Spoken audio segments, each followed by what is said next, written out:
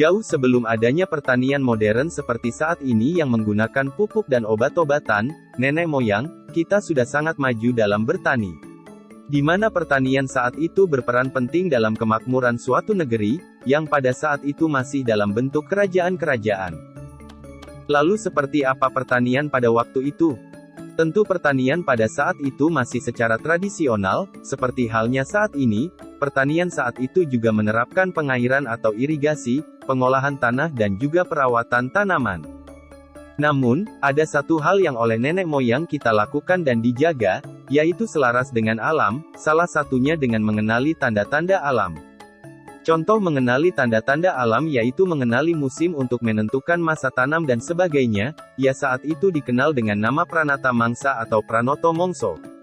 Apa itu Pranata Mangsa? Untuk menambah wawasan kita, mari bersama-sama kita simak sampai selesai, dan kita ambil manfaatnya untuk kemajuan pertanian kita.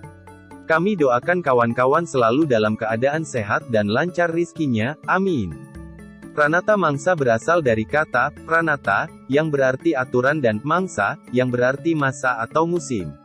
Jadi Pranata Mangsa adalah informasi tentang perubahan musim yang terjadi setiap tahun. Informasi ini akan digunakan oleh petani ataupun pelaut dalam pekerjaan mereka. Pranata Mangsa atau Pranoto Mongso, tidak hanya terdapat di Jawa. Daerah lain juga mengenal sistem kalender serupa dalam istilah yang berbeda. Suku Dayak di Kalimantan Barat mengenal sistem kalender dengan sebutan Papan Katika, Bali disebut Wariga, suku Batak mengenal dengan Perhalaan, dan sejumlah daerah lain memiliki kalender serupa dengan nama sesuai daerah setempat.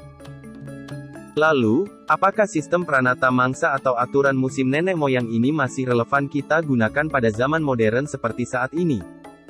Tentu Pranata Mangsa ini masih relevan untuk digunakan.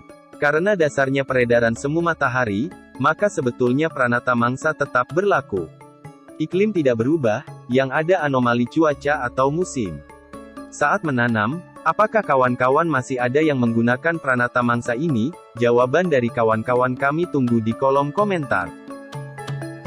Pranata Mangsa merupakan sistem penanggalan yang digunakan sejak tanggal 22 Juni tahun 1856 Masehi.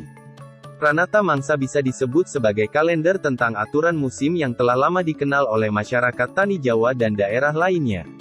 Pada 1950 sampai 1960-an, Pranata Mangsa sempat diajarkan di sekolah rakyat SR, maupun sekolah dasar SD, di wilayah Surakarta dan Yogyakarta.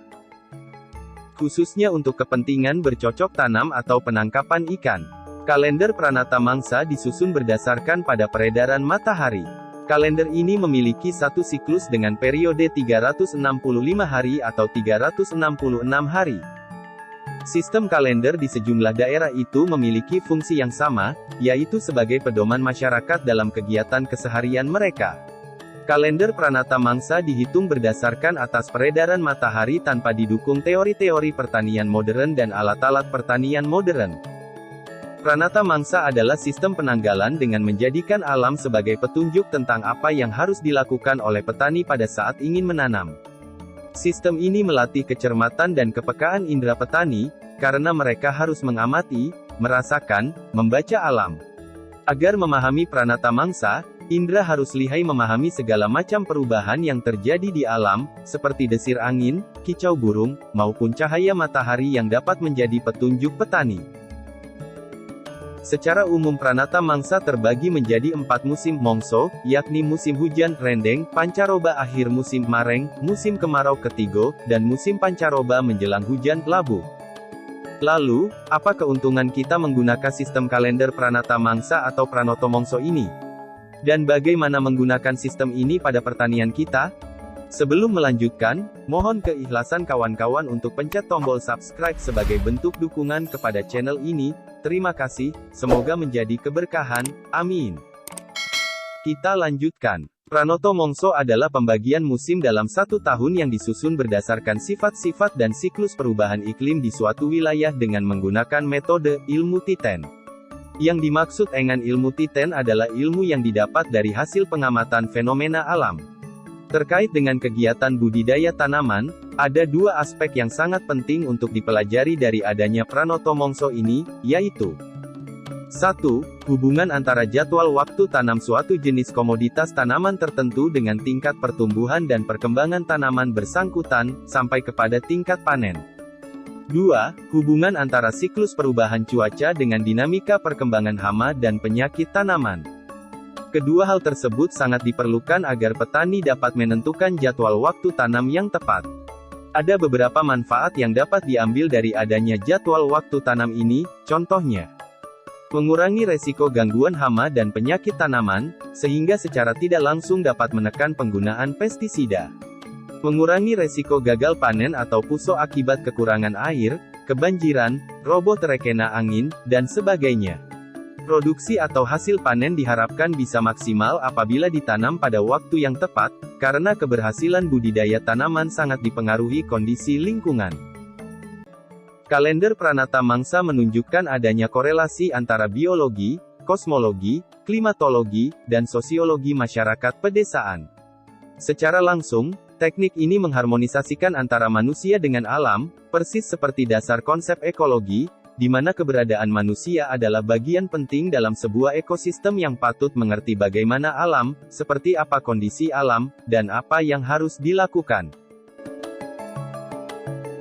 Dengan kita menggunakan kalender Pranata Mangsa ini, resiko kegagalan bisa minimalisir, misalnya dari serangan hama atau kekeringan. Serta memuat berbagai gejala alam yang dimanfaatkan sebagai pedoman dalam kegiatan usaha tani maupun persiapan diri menghadapi bencana kekeringan, wabah penyakit, serangan pengganggu tanaman, atau banjir, yang mungkin timbul pada waktu-waktu tertentu. Dalam pembagian yang lebih rinci, setahun dibagi menjadi 12 musim mongso, yang rentang waktunya lebih singkat namun dengan jangka waktu bervariasi. Perlu diingat bahwa tuntunan ini berlaku di saat penanaman padi sawah, hanya dimungkinkan sekali dalam setahun, diikuti oleh palawija atau padi gogo, dan kemudian lahan bera tidak ditanam. Berikut Pranata Mangsa yang biasa digunakan sejak era Pakubuwono VII, yang memberi patokan bagi para petani agar tidak rugi dalam bertani. Umumnya penanggalan ini dipakai di daerah tropis seperti di Jawa dan Bali. 1. Kasa, Kartika Ketigo, terang, yaitu pada tanggal 22 Juni sampai tanggal 1 Agustus 41 hari, dengan istilah Jawa Sesoti Murka ing Embanan, artinya, intan jatuh dari wadahnya, atau maksudnya, daun-daun berjatuhan dan saatnya mulai menanam palawija. Sejenis belalang masuk ke tanah, daun-daunan berjatuhan. 2. Karo, mulai tanggal 2 Agustus berusia 23 hari. Palawija mulai tumbuh, pohon randu dan mangga, tanah mulai retak berlubang. Penampakannya ibaratnya, bantalan tanah rengka, retak. Musim kapuk bertunas tanam palawija kedua. 3. Ketigo, mulai tanggal 25 Agustus sampai tanggal 18 September berusia 24 hari. Musimnya waktunya lahan tidak ditanami, sebab panas sekali, yang mana palawija mulai dipanen, berbagai jenis bambu tumbuh. Penampakannya ibaratnya, sutamanut ing bapak. Musim ubi-ubian bertunas panen palawija. 4. Kapat, sitro, labuh, semplah, mulai tanggal 19 September sampai tanggal 31 Oktober berusia 25 hari. Sawah tidak ada, jarang, tanaman, sebab musim kemarau, para petani mulai menggarap sawah untuk ditanami padi gaga, pohon kapuk mulai berbuah, burung-burung kecil mulai bertelur. Penampakannya ibaratnya, waspaku membeng jroning kalbu. Musim sumur kering, kapuk berbuah, tanam pisang. Pada masa ini kemarau berakhir.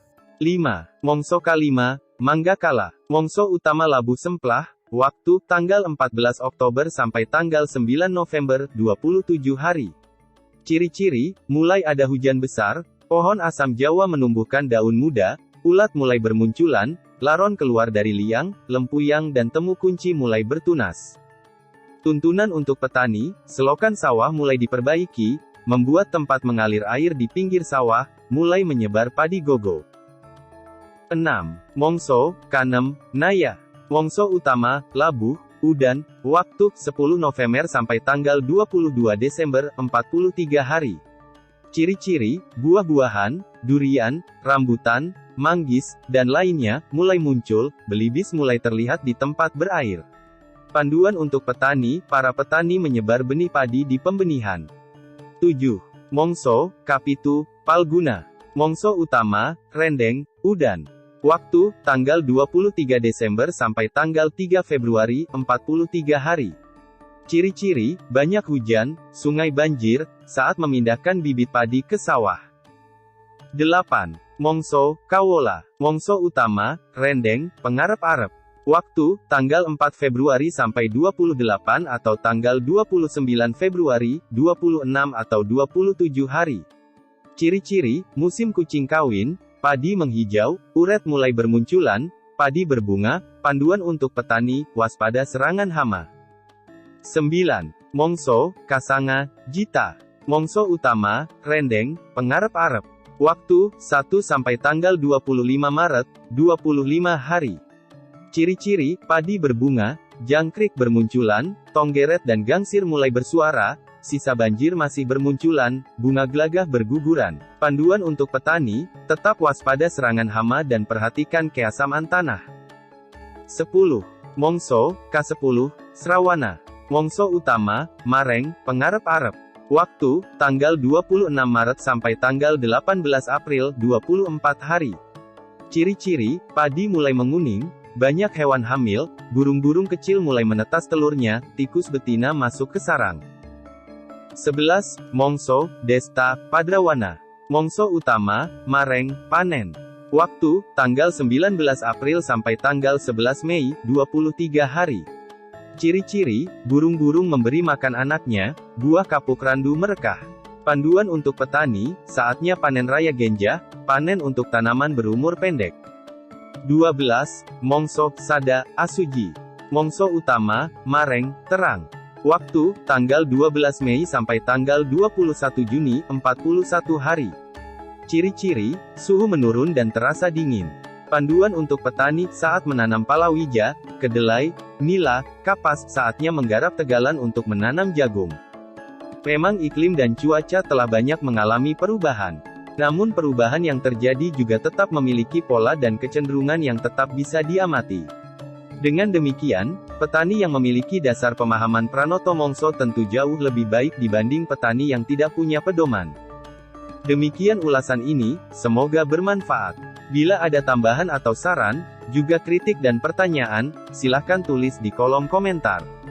Mohon untuk terus mendukung channel ini dengan like dan subscribe. Bersama kita bangun channel ini agar berkembang, dan menjadi wadah kita saling berbagi, diskusi dan silaturahmi. Terima kasih, semoga menjadi keberkahan. Amin. Salam sehat sejahtera untuk kita semua. Tetap semangat, hijaukan bumi.